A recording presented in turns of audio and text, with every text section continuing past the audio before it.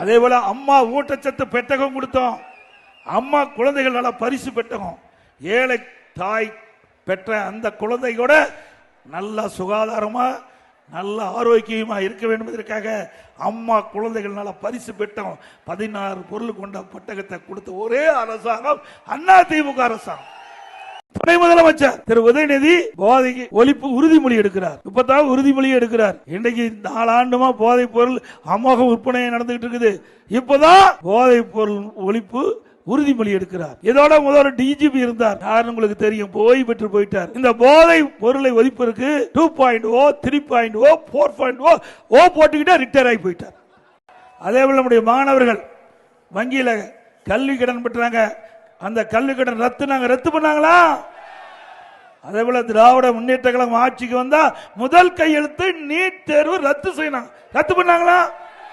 திரு உதயநிதி ஸ்டாலின் சொல்றார், இன்றைக்கு தேர்வு ரத்து செய்வதற்கு ரகசியம் இருக்குன்னு சொன்னார். தயவு செய்து இப்போது மரியாதைக்குரிய திரு நேரு இருக்கிற தொகுதியில் நீங்க ஏதாவது மீட்டிங் போட்டீங்களா? இங்க இருக்கிற மக்கள் கேட்கிறாங்க.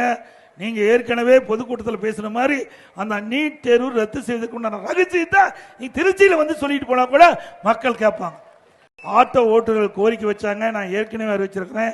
அந்த ஆட்டோ சங்கத்தில் அங்கே உறுப்பினராக பதிவு பெற்றவர்களுக்கு புதிய ஆட்டோ வாங்குவதற்கு ஒவ்வொரு ஆட்டோவுக்கும் 75,000 ரூபாய் மானியம் வழங்கப்படும் என்ற செய்தியை நேரத்தில் தெரிவித்து தமிழகத்தை ஸ்டாலின் மாடல் அரசு, ஃபெயிலியர் மாடல் அரசு, பை பை ஸ்டாலின். திராவிட முன்னேற்ற கழகம் எப்பொழுதெல்லாம் ஆட்சிக்கு வருதோ அப்பொழுதெல்லாம் விவசாயிகளுக்கு துன்பம் அளிக்கக்கூடிய திட்டத்தை தான் கொண்டு வராங்க. இப்ப கூட ஹைட்ரோ கார்பன் 20 இடத்துல அனுமதி கொடுக்கப்பட்டதாக பத்திரிகையில செய்தி வந்தது. அதுக்கு சியா கமிட்டி அனுமதி கொடுத்திருக்கிறாங்க. ஆனா இந்த துறையுடைய நிதி அமைச்சர் சொல்றார், எங்களுக்கு தெரியலன்னு. தெரியாத ஒரு அரசாங்கம் நடக்குங்களா? இன்றைக்கு ஒரு சுற்றறிக்கை வெளியிட்டிருக்காங்க அரசு பள்ளியில் அனைத்திலுமே தலைமை ஆசிரியருக்கு. அதுல ஒவ்வொரு வகுப்பறையிலையும் மாணவர் யாராவது போதைப் பொருள் பயன்படுத்துறாங்களான்னு. எவ்வளவு அவமானமா இருக்குது.